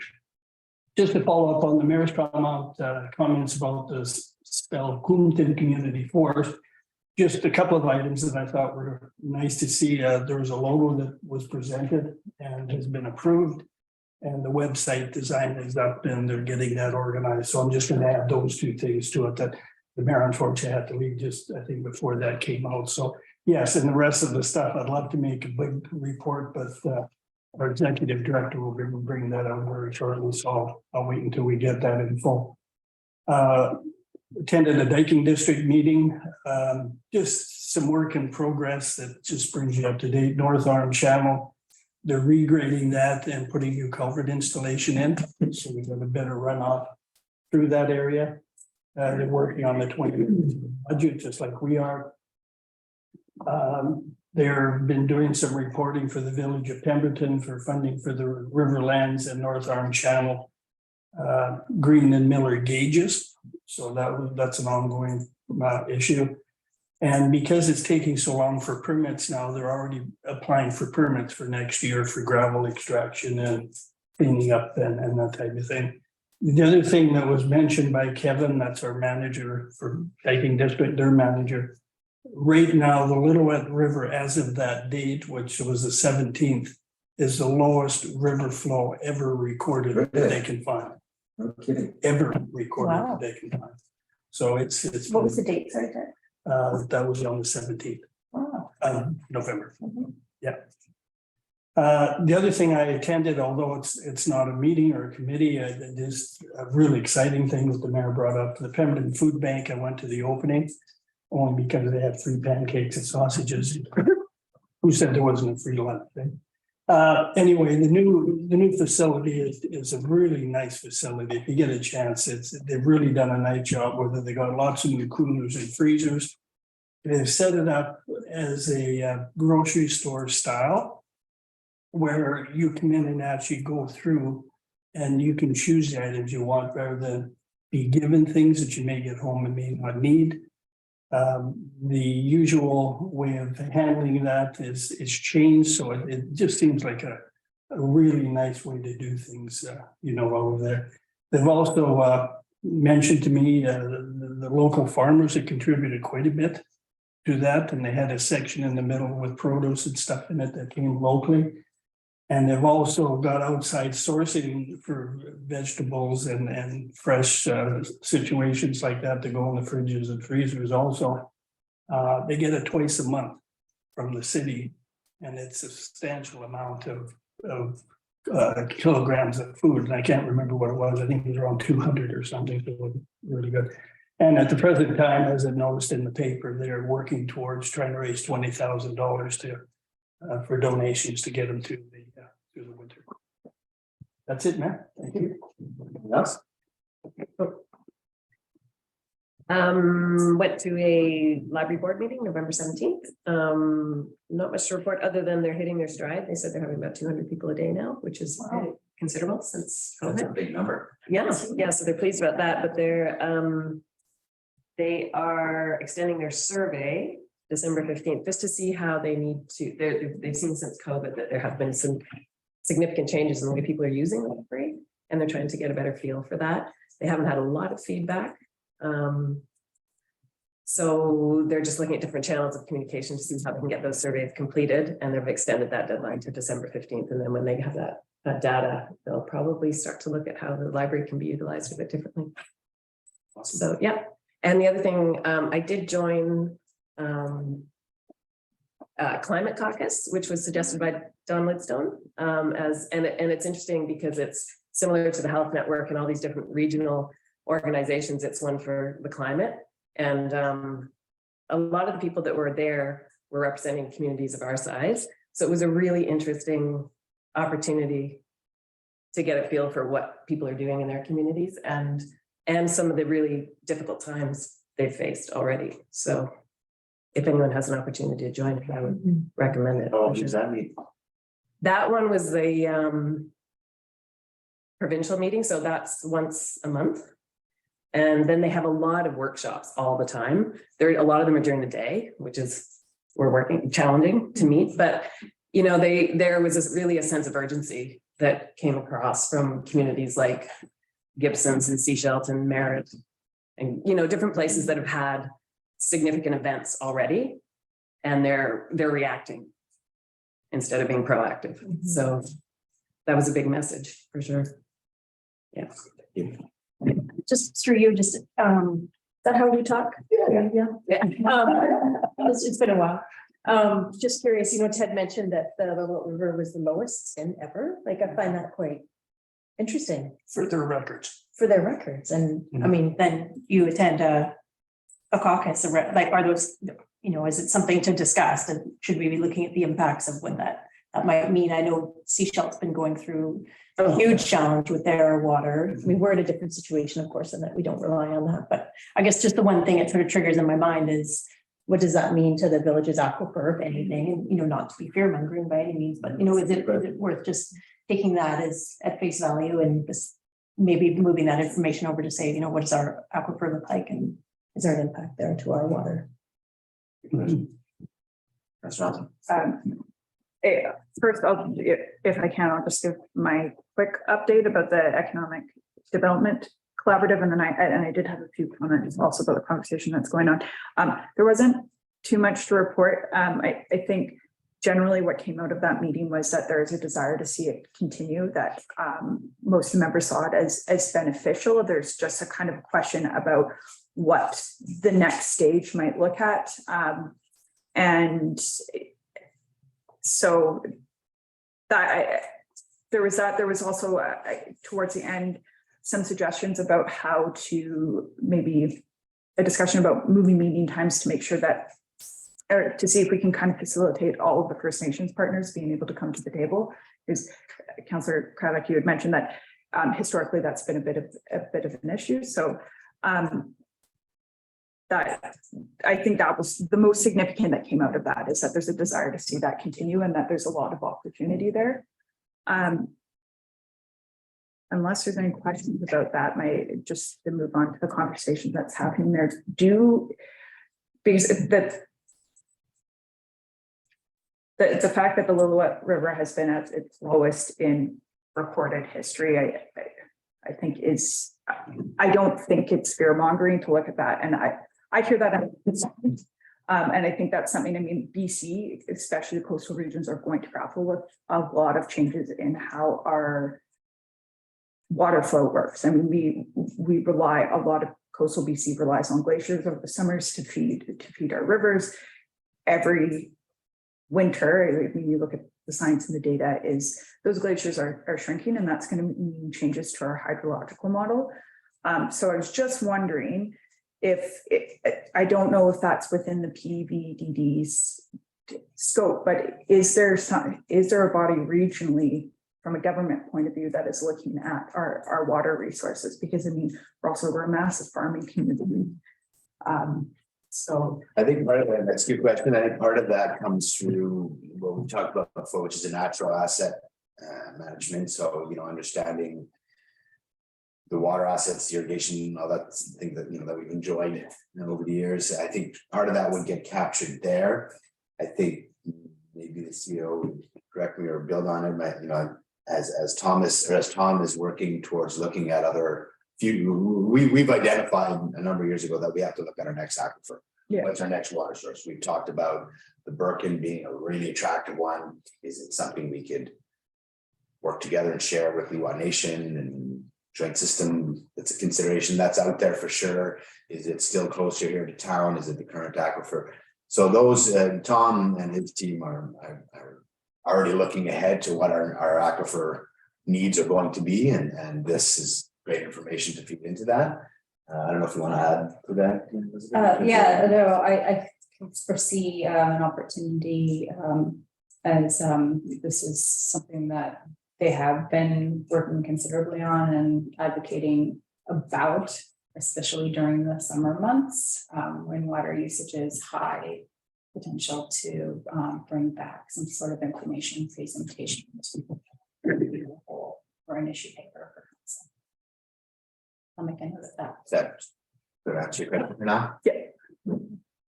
Well, and I'm thinking that it probably leads to a larger conversation, which I think would be facilitated in our strategic planning time about what all these different issues that are coming up around climate and being proactive and rather than reactive. I feel will be very the strategic planning will be a very useful time to address those. Yeah, we're getting into a much broader Yeah. conversation now, which is great, and it's fine. But I agree that some of that will get flashed out through strategic priorities and. Yeah. That's good. Okay. Anybody got anything else? We're all good. We're going to go on to correspondence for action. The first two are regarding Permanent Farm Road East and tree cutting. Any comments on this, or would we like to just make a motion to refer to staff to respond? Yeah. I'd just like to comment that that I feel I totally recognize how much time and energy and resources and manpower has gone into this project and how long it's been going on for. And I feel like it's an extremely valuable project. But I also feel that times have changed and they're changing quickly, as other communities around the province have had to react in certain situations. And I do, not that I'm anticipating any change, but I do feel that the current plan on that little stretch of road is contradictory to a climate emergency, and that it would be beneficial to look at seeing if the route could be altered just for that small stretch, and having the Friendship Trail be completed on the road. I also recognize that how much time has gone into this, and it's not for lack of doing a great job. It's just because things have changed, and they've changed quickly. The natural assets of that corner property are significant in terms of biodiversity, carbon offsets, stormwater collection, spiritual and social importance, and with the heat domes that we're going to see more of, putting tarmac down and taking trees down is, in my opinion, not aligned with climate mitigation. So I just like to say that. Thank you for your comments. Go ahead. Yeah, I think a lot of those issues were taken into account by the last council, and at the end of the day, all your points were well taken. But I think at the end of the day, the decision that was made, and we looked at moving road from side to side, we looked at putting a wider shoulder on, which isn't the best option. I think what the former council came up with, and they made that decision, which I think is the most important thing through all of this, all of those things included, is the safety of the people using it, and how the increase in population is going to have more and more people on that. So unfortunately, yes, we have to maybe remove a few trees, and I don't think that's an easy decision that was made. But at the end of the day, when I look at the safety of the community, that comes first. And unfortunately, if a few trees have to be shed, and maybe those trees that come down, 1 or 2 or 3 or whatever has to come down. If they're cedar, maybe we can have a celebration of that life with the First Nations, which we've done before, and they can utilize those trees for a purpose that will last maybe on the Denduff Park site for the future. So for me, safety is number one. That's the most important thing, and I'm going to stick by that. So thank you. So I'm gonna just. I totally appreciate the direction you're coming from. I really do, and I know I think I get a sense of where it comes from and where you want to go, and I appreciate that. I'm going to suggest that we don't have a debate on the merits of that trail and the path unless somebody wants to table a motion. I don't want to have that conversation all over again. I think it's important that we're careful to not unravel work that was done 2, 3, 4, 5 years ago. It doesn't mean that we can't reconsider things, because things have changed, to your point. But I think there's a balance to be struck. And so I don't, unless somebody wants to table a motion to reopen this in some form or another, I'm reluctant to go, I do agree with Councillor Caddick. These questions were asked over and over and over again by the previous council. Is there another way to align the trail? Can we move this over? Can we do dirt here and save the trees? I was the first one to start asking those questions. So those things were really flushed out. That part of it was very flushed out. So I'm reluctant, just as a general rule in terms of how far back we go and reopen certain conversations that were had quite thoroughly. So I'm not gonna enter the debate in terms of safety or not safety at this point, trail or not trail. I don't like it unless we have to. And there's a motion to do that. Right now, I want to focus on whether to reopen this conversation in that form. I appreciate folks' concern. I think some are still a little confused as to what trees are coming down and what aren't. And I think we need to make sure that the public is clear and that will respond well in that way. So I think there's still some confusion around that, but I'm happy or I'm willing to have a conversation. If there's anybody that wants to put a motion out to reopen that conversation, otherwise, I believe that conversation's been had. Go ahead. I'm happy to put a motion out. I don't know that it talks about, redebating. What I feel the challenge is that this has not gone away and now we are sitting in these seats. And so we have to have the conversation, and I don't feel informed because I wasn't part of the conversation before. And so, what my motion would actually be is not necessarily to reopen the entire piece, but for us to have a better understanding of what the conversation was. And if it was part of a package that I missed, I apologize. But I think, we need to be informed. We need to be able to hold the conversation alive, because it is obviously very much still alive. It has not gone to bed. And, if indeed it turns out that there is an opportunity to have a different discussion, then, maybe we have to have it. I'm not saying we do, but where I think what I need is I need to be clear about how we got to where we are so that I can, articulate the position of the village and also articulate why decisions were made. And I have full respect for the challenge around making decisions at this table and then having them unravel. I don't think any of us want to go there. But it's also very clear that the conversation hasn't gone away. So how do we, yes. So how do we, become involved in that in a supportive way and also in an informed way? Awesome, thank you. How can we facilitate getting that information? Again, the conversation we've had in a number of forums on site with staff here and a number of occasions. I don't know how much we did with this council. In terms of reporting on it, but we have yet to do anything with this council. Given the fact that we were in the process of moving forward with the trails. So what would you recommend in terms of getting the information to this council so that Councilor Harmer's point, they're able to? I have recently prepared a package of the information. Actually, Sheena aggregated a great deal of information over a couple of hours in order to give a thorough overview of this project and what the history has been. I think it's important for council to recognize that this is something that has been going around the table numerous times over the years through grant processes, as well as just discussions around the logistics of the trail. And with that, I guess I would advise that we need to recognize that there is a potential of significant delays and potentially costs that would come with bringing the discussion back or changing direction at this juncture. So again, if there's I got you. So if there's a balance to be struck here, again, providing the information, I'm like I said, very, very reluctant to reopen the conversation. And I totally recognize, and that was part of my thought process, that it was a decision, and that's sort of, we had a conversation when I went back, and it's been over 3 years since the first time, and then the second time, and then the third time we supported it, and then we got into details on the trail, and it's hashed a lot.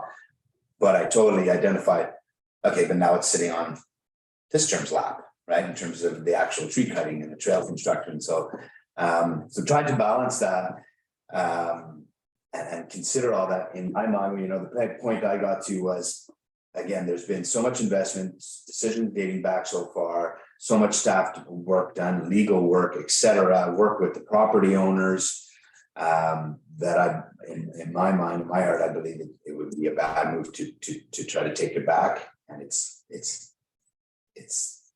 I don't think a route we want to keep taking. I think we're trying to move forward. We talk about capacity here. We talk about getting work done. If we're going to keep moving forward, and how much are we opening from the past again? considering that the discussions were very thorough in the past, they weren't quick decisions. So for those reasons, I'm very, very reluctant to reopen the conversation. I do agree that you having the right information and an understanding how we got here is also really important. So I don't know if that's an email of the package, the information that's been brought together, if that's a good starting point in terms of getting you guys information. So I'm open to hearing what you think of that, or whether it's having Tom come in and give us a quick rundown as to how we got here, but I'm hoping that turn to you. So just to echo what Councillor Helmer, I think maybe that's it. I think your point was very well made, is it, yes, you know, this decision has, was, you guys were talking about it for 3 years. We're at this point, it's kind of a final point. When we did the tour of operations, Tom did a very good job of speaking about the project, but I do think the fact that, you know, people are coming up with concerns, and it may be that, you know, it's information that was available. So I think for my point, when I saw these messages in the agenda, I was mostly curious what the village's response would be to that. So maybe that's a great place to start before we, is just if you have a package of information that's been amassed, maybe that's something that could be also forwarded to us. We can look at it, and that may very well be the end of the conversation. That just gives us the piece of the puzzle to look at and say, okay, yeah, this, you know, this answers my question. I now feel comfortable understanding where that decision came from. And I think even before we get into the question of do we reopen this discussion, I mean, just if we have a look at the package, that may answer our questions, and it may not, you know, before we get into the conversation, but do we need somebody to come in and do another presentation, kind of assume that we're, you know, this decision has been made.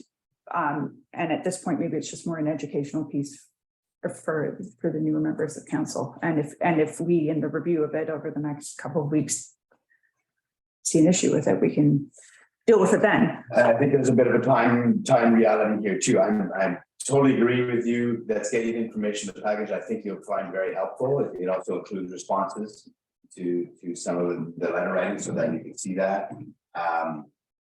To leave it open-ended though, at this point, I don't want to give a false expectation and say, okay, we'll leave it open and maybe we'll reopen the whole conversation. You know, the work's already happening, you know, and again, I feel like we want to do, as a council and as staff, we want to do our due diligence at all times and be thorough to make sure our decision represents I don't have to go into all the words of it. I think we also need to be careful in terms of recognizing our staff's capacity, recognizing when we set direction, they go off and do the task that was assigned to them. And so we're having another look at the play park at the Great Lawn, where we want to have another look at this. At what point are we moving ahead? At what point are we building our organization and looking at all of our goals for this council, which will come out through strategic planning as well, but just in general, and moving forward on items.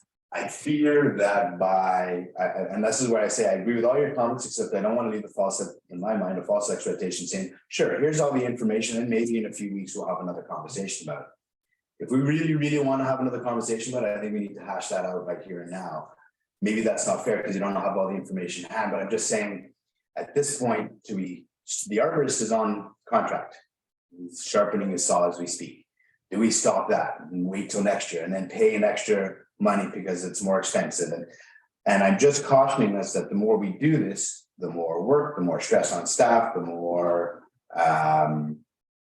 I think it's a bit of a dangerous road to go down. I'm not saying that we should never reconsider anything. We should never have these conversations. I just don't want to. I want to provide you with information. I think it'll be really helpful. I've seen some of the package, but all in its entirety together, I think it would be really helpful to say how we got here.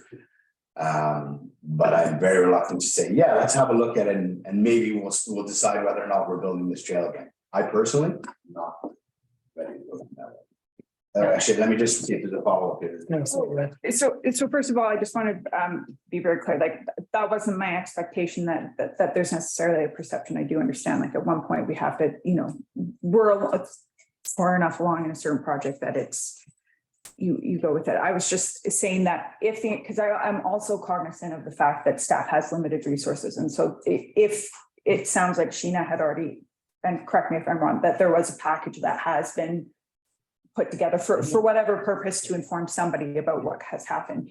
If that package already exists, and I don't think this would necessarily be a motion, but just a request for information, could you send that to us as well? And I fully understand your point. And I guess what I was saying is, in my mind, I'm not anticipating it being kind of maybe we'll do it, but I think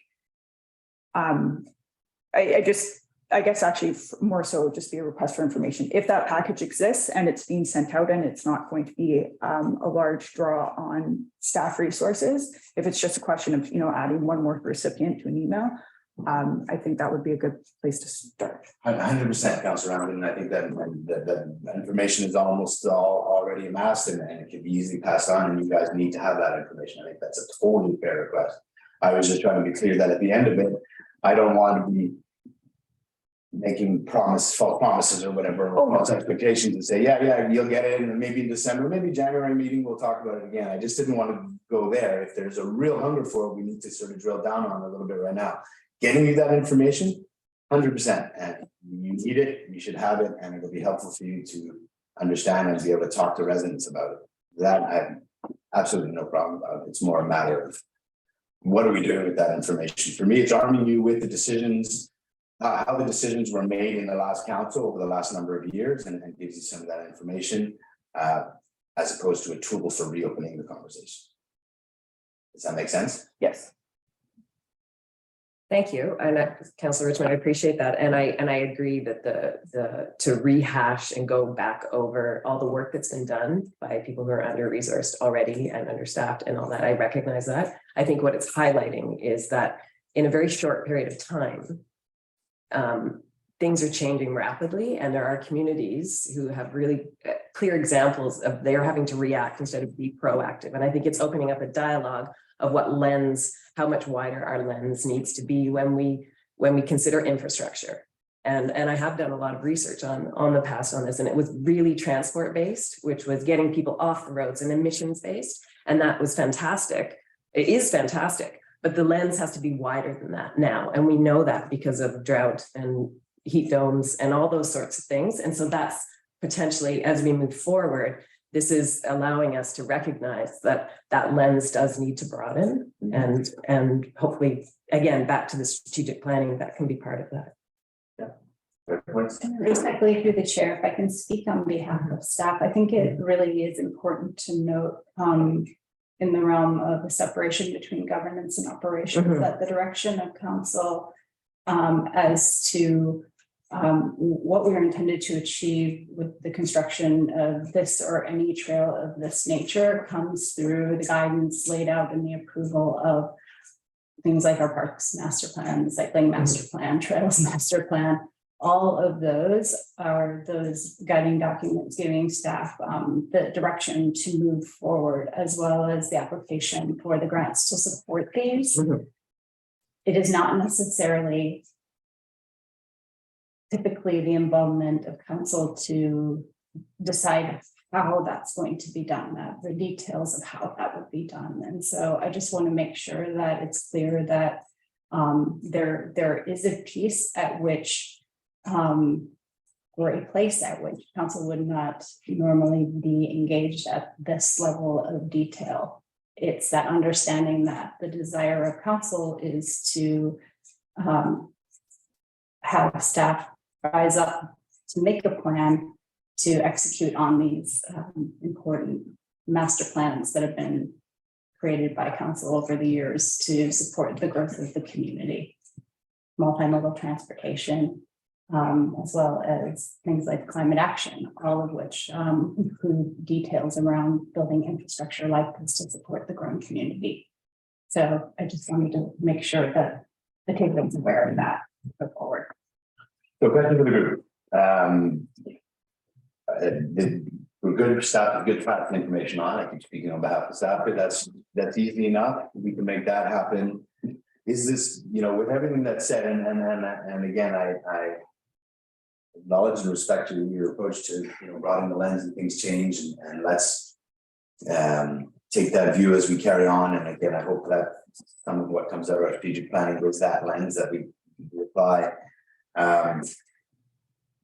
Having heard the conversation, we can carry on if there's still more questions, but having heard the conversation so far, as a group, are we comfortable with receiving the information, understanding that this is where it's at this stage, and then carrying on the bigger, broader conversation on a number of other levels, strategic planning and otherwise?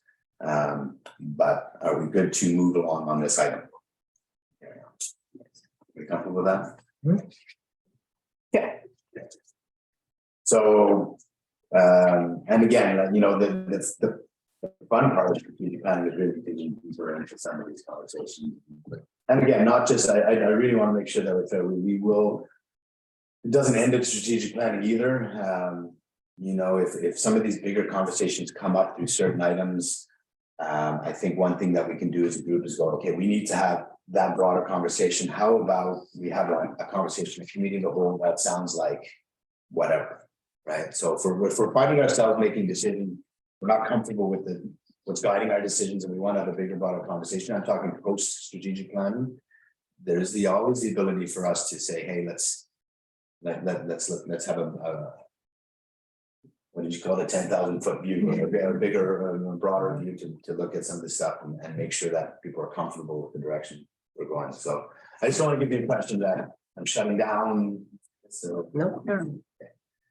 with that, then can somebody like to make a motion to refer 13(1)(a) and B for staff to respond? Paddock, seconded by Councilor Ramsden. Any further discussion? Opposed? Motion carries. We've got a message from a letter from Mr. Hall regarding lack of childcare services, especially in the younger age range. The comment, or would you make a motion first? Move to refer to staff. Seconder. Mr. Helmer, any discussion? Opposed? Motion carries.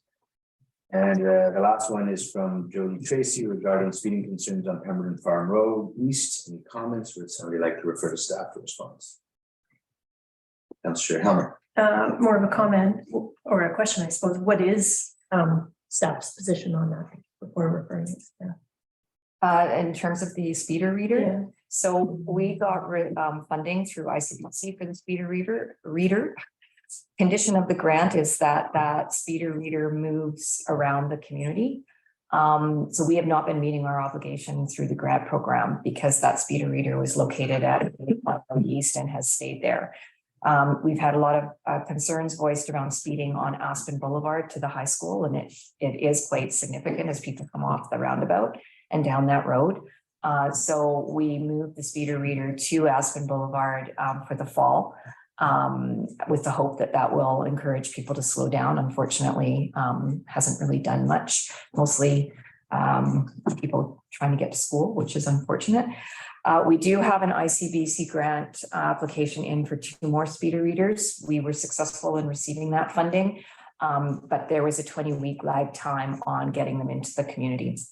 So we are probably halfway through that process. When we get those 2 new speeder readers, we will be implementing one back on Pemberton Farm Road East. I did speak with Mr. Tracy and provided him those details, and he understands that we do need to meet our obligations of the grant. We did put bigger signage up there, more signage. He's certainly been out there on a significant amount, taking pictures and sending them to RCMP. I've spoken to RCMP. They will be monitoring, trying to monitor more frequently. Our bylaw enforcement officer will go out there on the odd occasion and just stand there at the busy times and just ask people with her big slow sign. If she's got an hour, she'll go out and do that. And then we'll get the speeder reader. A big element of addressing some of the issues along that road will be the Friendship Trail and the work that the developer will do to fix up that road. And we should see, hopefully, Mr. Tracy and his neighbors are certainly excited to see a trail in place. So, We're not putting speed bumps on there. They will be raised like they're at the top of Lorimer Road by this, which are speed bumps. Speed bumps don't do anything. And they're an operational nightmare, but the raised sidewalks are way easier. There'll be one at the cross right before you get the rec At center. Pinewood, there'll be one, and then just past the Plateau Townhomes. Yeah. So, Thank you. long story, sorry, but No, it's the great. whole grant element. It seemed reasonable to refer it to staff if we don't know what it is. But yes, I'm happy to make it. Or just. Just real quick, the speed bumps that they have, going into the plateau. Plateau? What's that? Yeah, there's the Glen.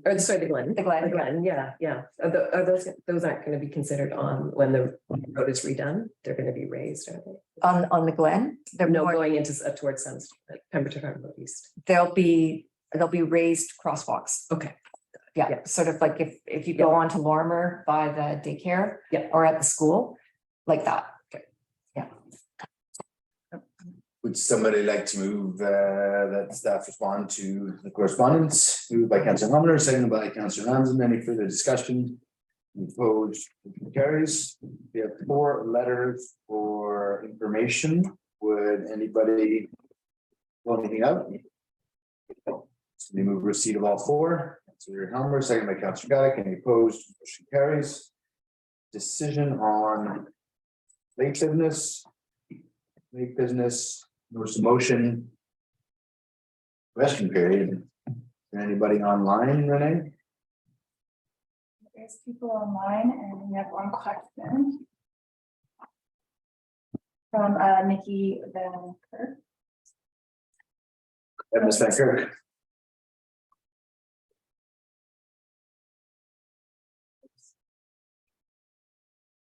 Oops, sorry.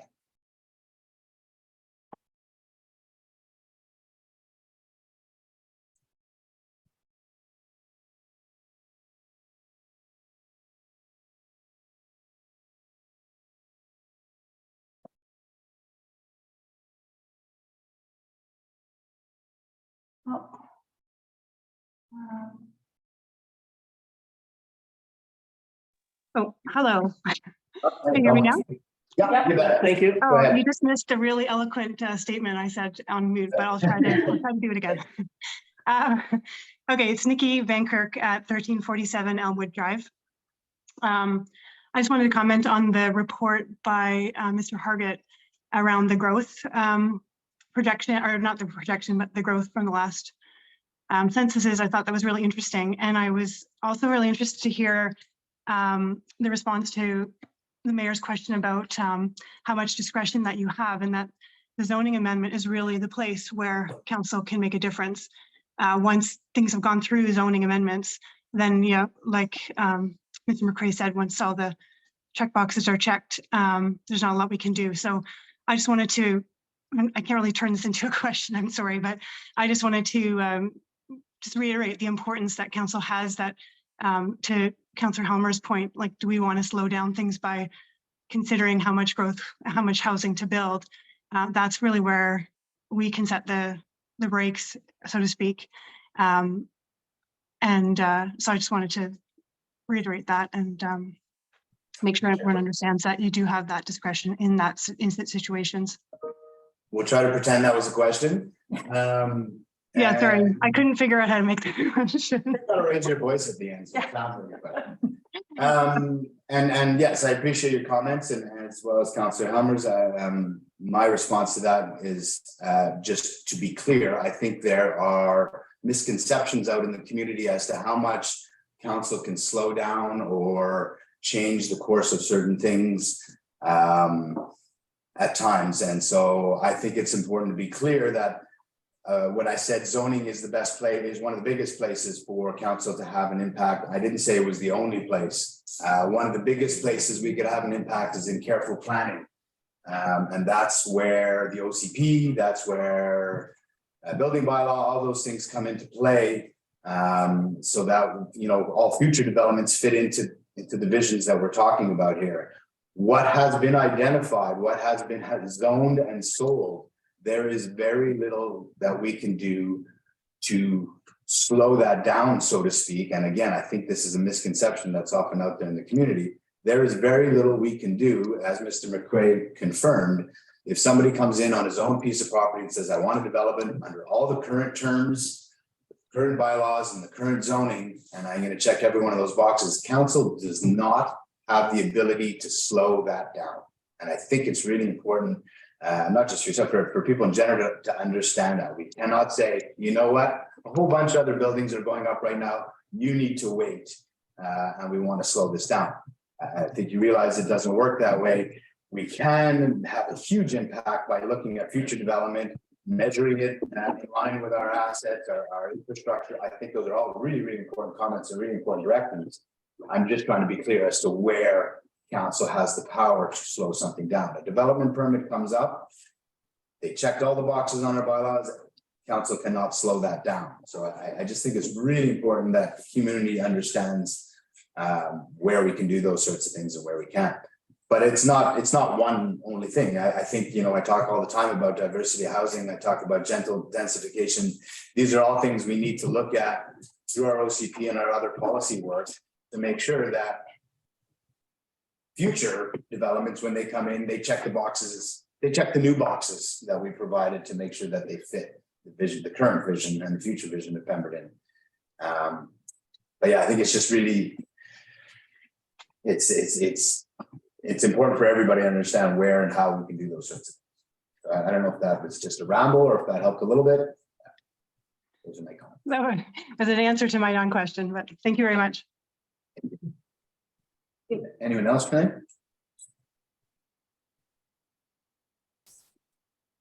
There are no other questions. Okay, with that, we will recess the regular meeting then and take a couple minutes and then go in camera.